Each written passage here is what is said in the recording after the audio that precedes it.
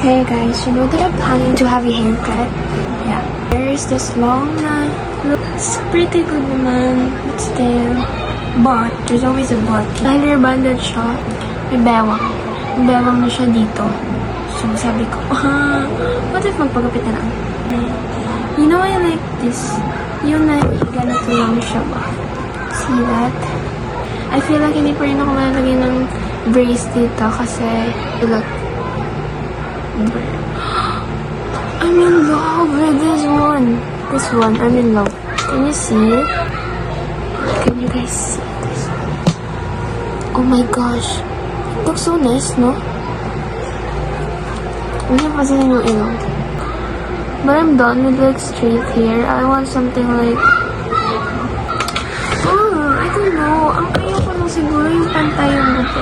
This one, yung something na... Alam mo yung sa mga Americans na they don't have to brush their hair. They're like...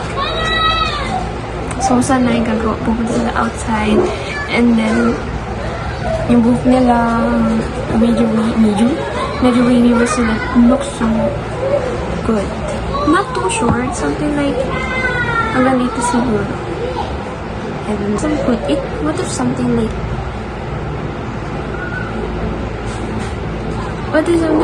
this? Dapat magla-live ako ngayon, pero kailangan muna natin planuhin yung mga bagay na gagawin natin kasi mahirap na. No, only if yung hair mo maglalast and mag-stay ng din.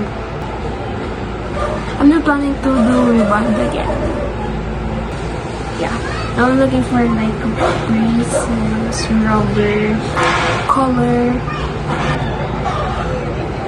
This one's like blue. Sabi nila dark daw kunin ko next time para maputi tignan yung ngipin. Last time it was metallic gray.